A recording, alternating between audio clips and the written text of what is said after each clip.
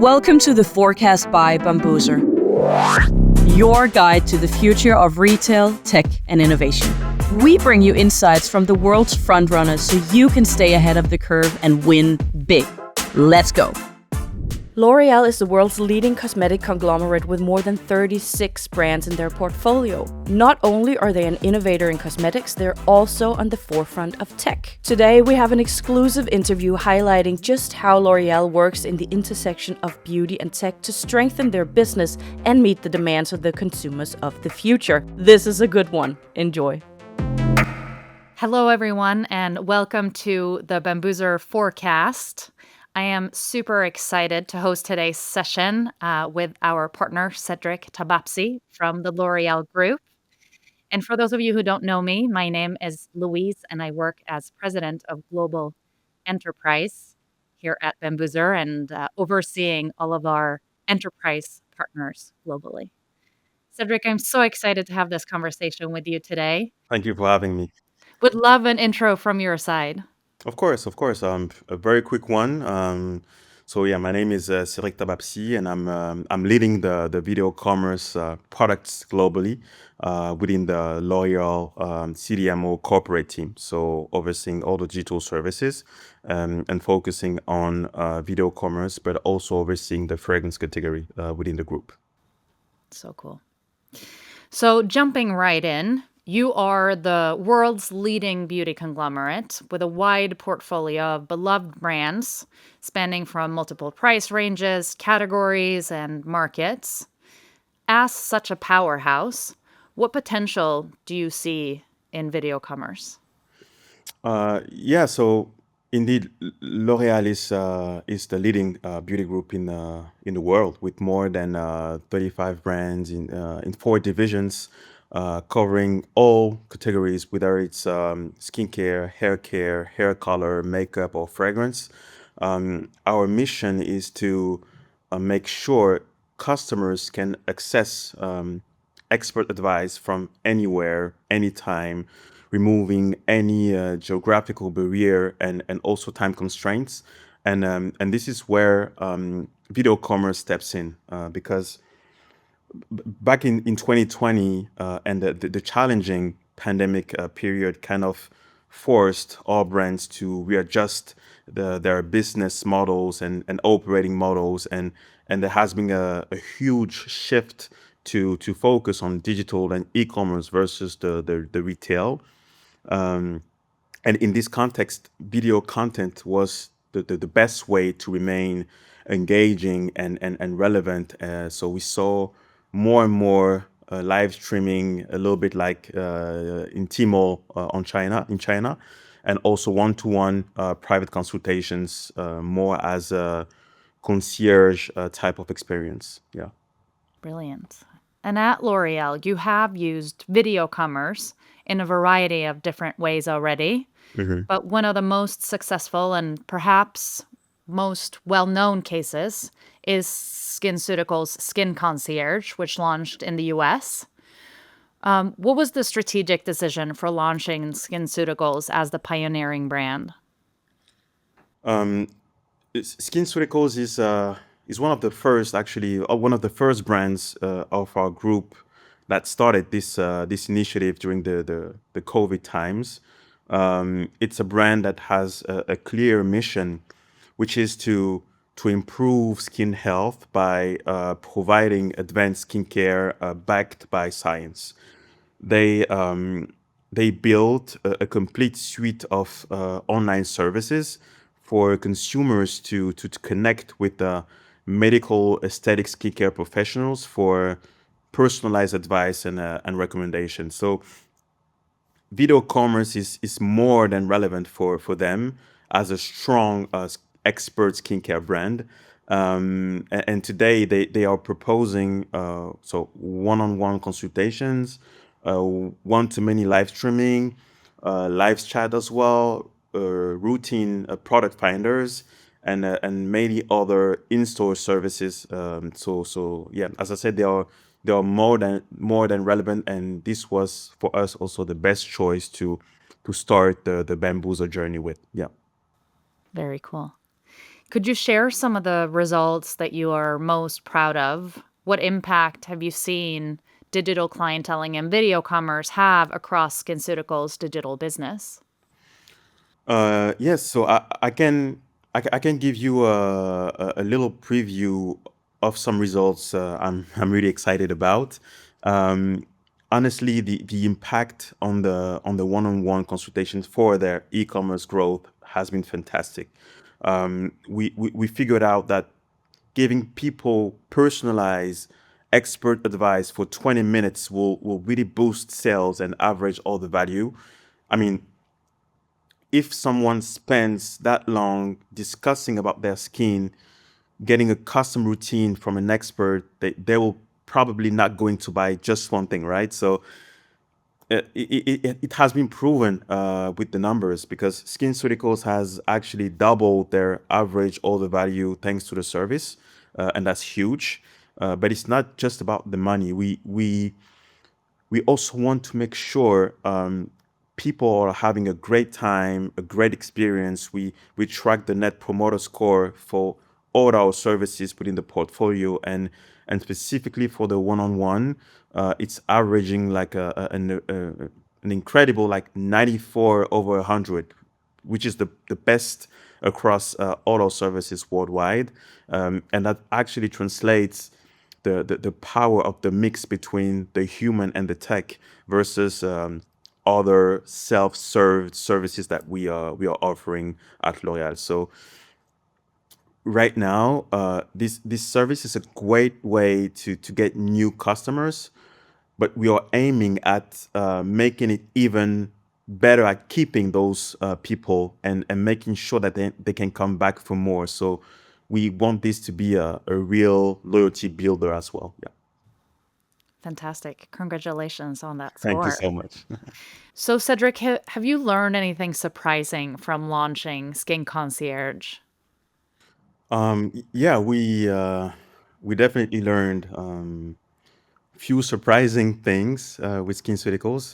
The thing that I would say really surprised me was how people use the drop-in calls because we added the drop-in function alongside the pre-booked option, and I honestly didn't expect customers to drop in with just like one basic question, for example, on their skin, and then ending up like buying a whole skincare routine after chatting with the expert. So it turns out like quick access to expert advice can also be a really powerful sales tool, even for people who weren't initially planning on buying anything. So that was my big surprise when we launched.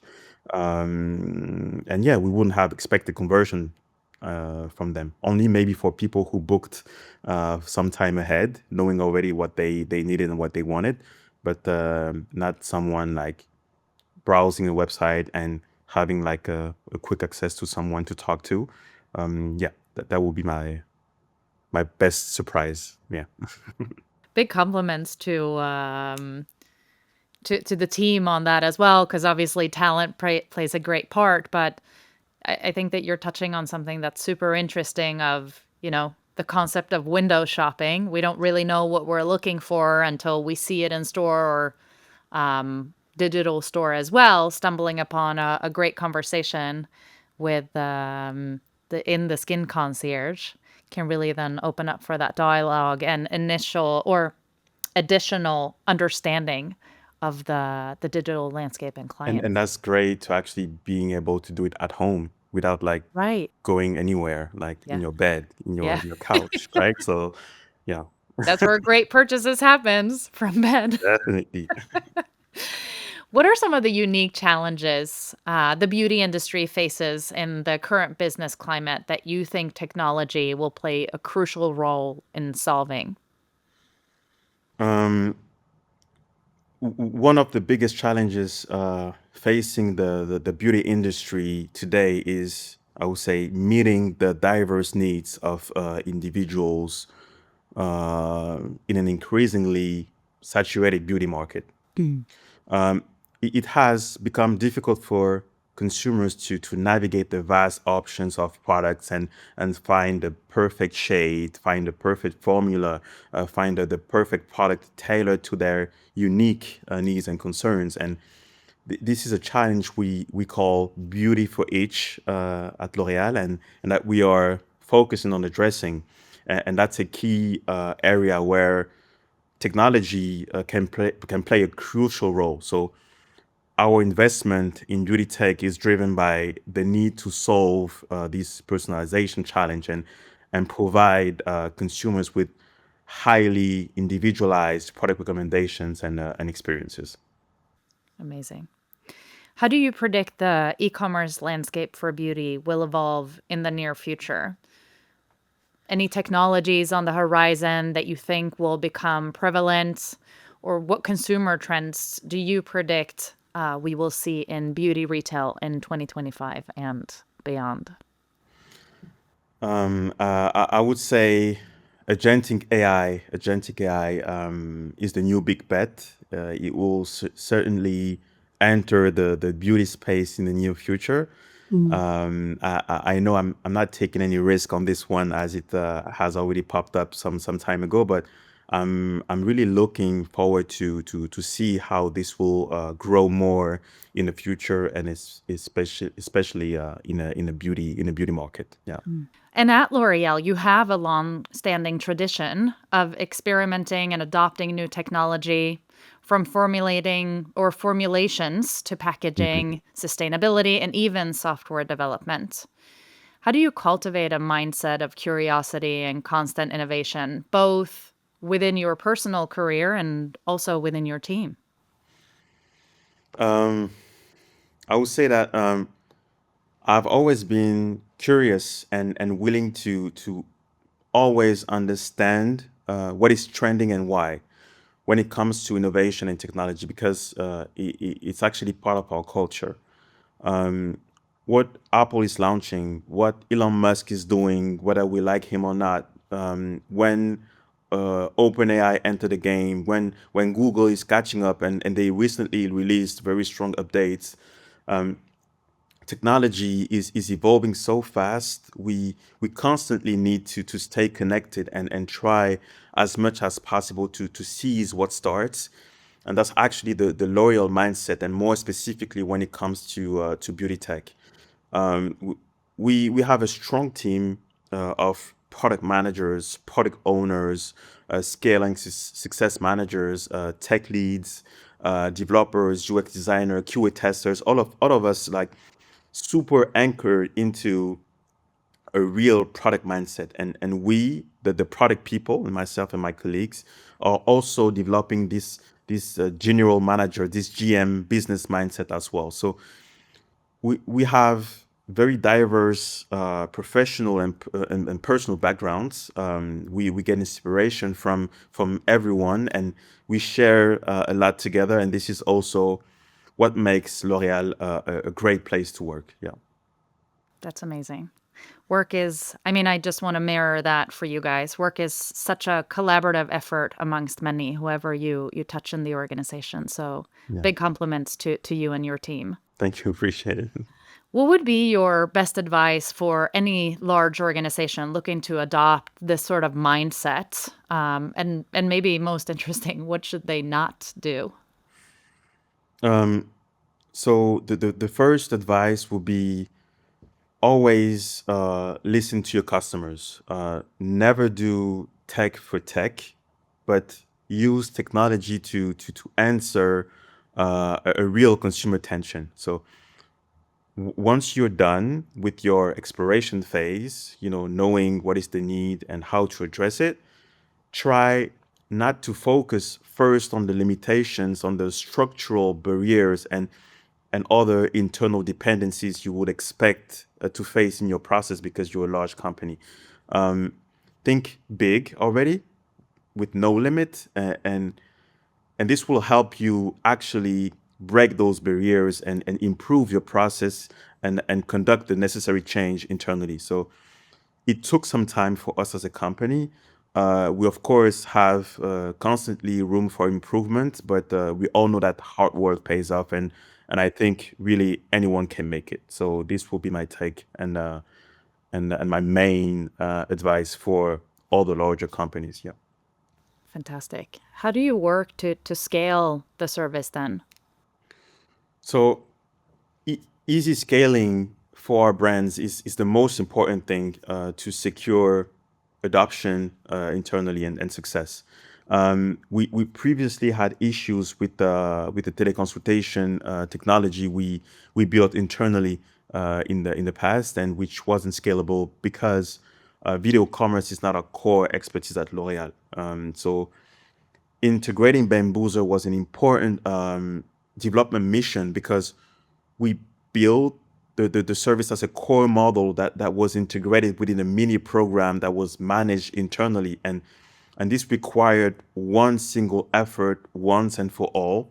And now, thanks to this integration, any new brand in a group that has an e-commerce website and is willing to deploy Bambuser can actually do it in few clicks in less than 2 hours with no IT effort. So it was a huge achievement for us as a large company because you know all the challenges that we might have and face with all our brands in the countries in terms of organization, and this was the whole purpose of our switch from a make to a buy strategy, partnering with a well-established company instead of like maintaining our own tool that will require years and millions of euros of development costs to actually reach Bambuser's level of maturity. So I think the move was very smart, and we learned a lot from this move, and hopefully this might be something that we will replicate in the future for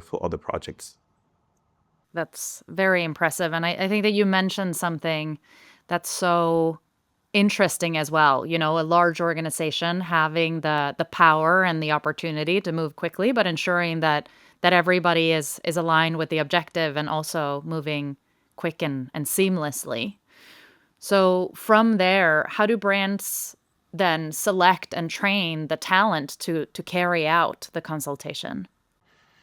So depending on the strategy, the brand positioning, and also to remain relevant from a profitability perspective, there are different types of experts that can conduct those consultations. For example, for brands like SkinCeuticals with higher price positioning and higher AOV, so average order value, they are hiring licensed medical aesthetic professionals. We have other brands that could hire beauty advisors, and some others could also hire augmented consumer care agents. So there is no rule, just adaptation to local realities and for the most relevant experience. So basically, our beauty advisors are the key to make digital clienteling a hit. So they can make or break the experience. So they are super important for the success. We are creating online services for them as well because they are our clients too. And we need to make sure that they are comfortable using the tool, the technology, so we can boost, the number of consultations to see also great results and of course keep our clients happy. Yeah, it's really about that customer touch point, right? And Yeah, what both B2B and B2C. Yeah, no, absolutely, and really making sure that the service speaks true for, like you're saying, B2B and B2C. Definitely, yeah. So what has the customer feedback been like? Amazing. So we have so powerful testimonies. Consumers are so happy to be able to talk to a SkinCeuticals professional. They treat them like rock stars. Like it's crazy. Our NPS feedbacks are literally touching. We feel like this service truly helps people know more about themselves, their skin, getting more confident, feeling privileged as well. This really creates a bond with the brand, thanks to our experts who literally become real life companions. So yeah, this is super super strong. I was expecting this to work and be a success, but those qualitative feedbacks were like more than what we were expecting. It's so instrumental too, having that piece of feedback to know that you're on the right track or and I think that you're touching on something really beautiful that I read a couple of weeks ago and I quoted this morning of, Mhm. we've never been as connected ever, but we have never been lonelier either. So, Exactly. equipping the digital conversation with this conversation piece can be so instrumental for your Definitely. organization. Yeah. Do you plan on rolling out the service to any other markets? Yeah, it makes a lot of sense for other brands that are very anchored into ultra personalization of experiences. I'm thinking about brands like Kiehl's or Lancome in our Lux division, but we also want to accelerate on live shopping and masterclasses for education as a service because we have a lot of professional brands in the hair care and hair color category, which are acting strong also on education. So yeah, that's the plan. Yeah.